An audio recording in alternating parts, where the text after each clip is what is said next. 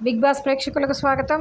ముందుగా దయచేసి ఫోర్టెల్ మీడియాని సబ్స్క్రైబ్ చేసుకోండి. Please like and share.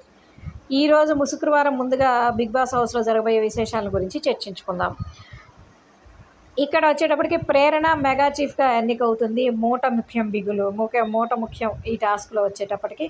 Next 1 by 1 Prithvi తర్వాత రోహిణి వీళ్ళందరూ కూడా ఎవిక్ట్ అయిపోతారు. చివరికి మిగిలేది ప్రేరణ. సో Prerana mega chief of the house అవుతుందన్నమాట.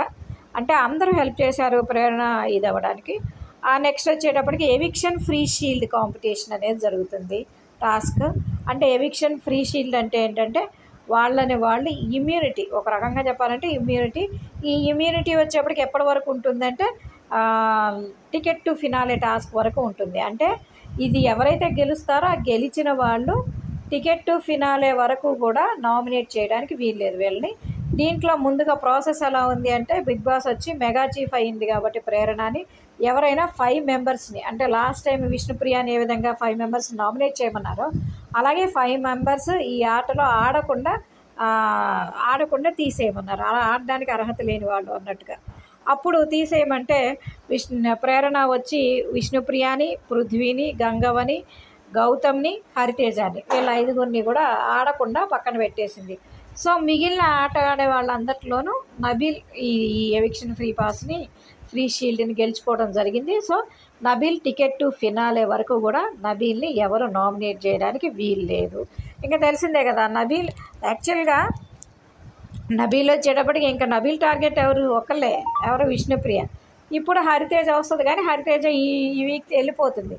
హరితేజ ఉండదు కాబట్టి ఆటోమేటిక్గా ఇంకా ఎవరు విష్ణుప్రియ కంపల్సరీ నామినేట్ చేస్తూ వస్తాడు.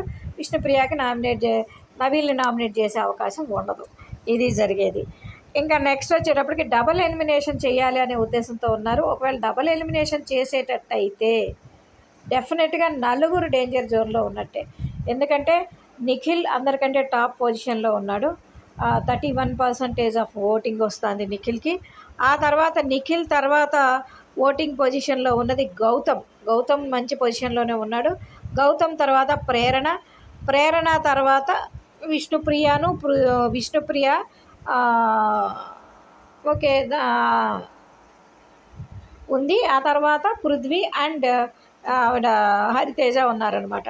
సో పృథ్వీ హరితేజాల్లో హరితేజకి బాగా, అంటే కంపారిటివ్లీ పృథ్వీకి 10% వస్తుంటే హరితేజకి 4% అట్లా వస్తుంది.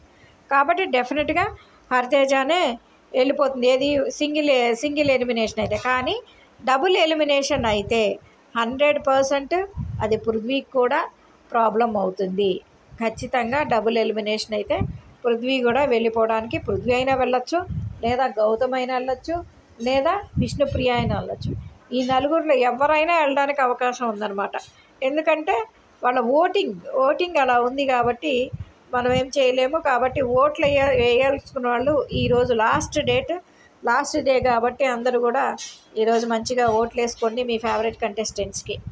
లేదు అంటే మీ ఫేవరెట్ కంటెస్టెంటే వెళ్ళిపోవచ్చు. ఇక్కడ వచ్చేటప్పటికి నిఖిల్ 32%లో ఉన్నాడు. ఆ తర్వాత గౌతమ్, ప్రేరణ ఒకే పర్సంటేజ్. గౌతమ్కి వచ్చి 14, ప్రేరణకి 14. విష్ణుప్రియ, ఇందాక యష్మి చెప్పడం మర్చిపోయాను. విష్ణుప్రియ, వీళ్ళిద్దరూ ఒకే పర్సంటేజ్లో ఉన్నారు. 13%, పృథ్వీ 10%, 4% హరితేజ. ఇప్పుడు కనుక మీరు ఎవరైనా ఓట్లు వేసుకోకుండా, అంటే ఒకళ్ళకి ఓట్లు వేసుకొని ఇచ్చేద్దాము, వాళ్ళని ఎదగొడదాం, వీళ్ళని ఎడగొడదామని మీ కంటెస్టెంట్లకు వేసుకోకపోతే వాళ్ళు వెళ్ళిపోయే అవకాశం ఉంటుంది. అంటే విష్ణుప్రియ, యష్మి అటు ఇటు కాకుండా ఉన్నారు, కానీ ఒకవేళ ఏదైనా జరిగితే వాళ్ళు కూడా వెళ్ళిపోవచ్చు. కాబట్టి ఏంటంటే పృథ్వీ డబుల్ ఎలిమినేషన్ ఉంటే పృథ్వీ, హరితేజ గ్యారంటీకి వెళ్తారు. ఎందుకంటే డిఫరెన్స్ ఎక్కువ ఉంది. పృథ్వీకి హరితేజకి మధ్య 6 డిఫరెన్స్ ఉంది. 6% హరితేజనే వెళ్ళిపోతుంది. అలా కాదు డబల్ అన్నప్పుడు పృథ్వీకి, యష్మికి, విష్ణుప్రియకి మధ్యలో 3% డిఫరెన్స్ ఉంది.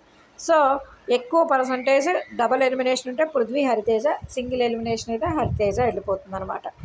ఇవి ఈరోజు మనకి ముఖ్యమైనటువంటి విషయాలు.